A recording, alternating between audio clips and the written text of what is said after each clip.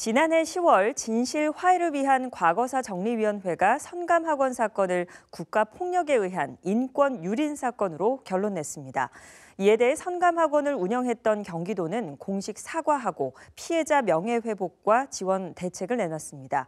그러나 정부는 아무런 반응이 없습니다. 국회에서 진실 규명과 피해 회복을 위한 특별법 제정을 추진하기로 했습니다. 보도에 이재문 기자입니다. 1942년부터 1982년까지 40년 동안 운영된 선감학원. 거리를 떠도는 아이들을 데려다가 보호하고 교육한다는 목적이었지만 불특정 아동을 법적 근거 없이 강제로 잡아들였습니다. 선감학원에서는 강제노동과 가혹행위, 성폭력 등 중대한 인권침해 사건이 발생했습니다. 선감학원에서 목숨을 잃은 수많은 어린이들은 야산에 아무렇게나 매장됐습니다. 진실화해위원회는 지난해 10월 국가폭력에 의한 인권침해 사건으로 규정했습니다. 정부와 경기도는 공식 사과하고 피해 회복을 위한 조치를 취하라고 권고했습니다. 경기도는 즉각 사과하고 피해자 지원 대책을 내놨지만 정부는 묵묵부답입니다. 공동묘지에 대한 유해 발굴을 통해 희생자 규모를 확인해야 하는데 시작도 못하고 있습니다. 유해 발굴의 문제가 아주 가장 중요한 지금 현안이 되고 있는데 이 문제는 지금 경기도 차원에서만 이게 해결될 수 있는 문제가 절대 아니라고 하는 겁니다. 경기도가 내놓은 피해자 지원 대책도 한계가 있습니다. 경기도 조례에 따라 지원하기 때문에 도 내에 주소를 둔 피해자에게만 해당합니다. 또한 매달 20만 원의 생활지원금을 지급하기로 했는데 기초생활수급자는 받을 수 없고 자칫 부정수급자가 돼 낭패를 볼 수 있습니다. 범죄자가 돼요.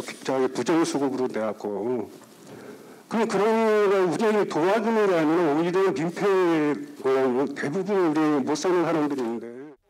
이 같은 문제들을 해결하기 위해 특별법 제정이 필요하다는 목소리가 높습니다.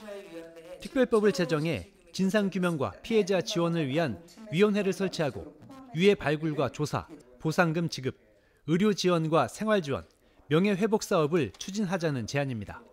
공간을 마련하고 기념사업을 하고 평화공원 같은 걸 조성해서 후대 역사 교육에 그런 자료로도 활용하고.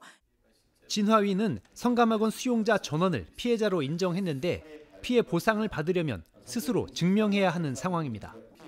특별법에 정부가 적극적으로 피해자를 찾아서 지원할 수 있도록 장치를 마련하자는 의견도 나왔습니다. 실제로 내가 거기에서 있었던 피해자라는 거를 이제 또 내가 증명해야 되는 거죠, 사실상.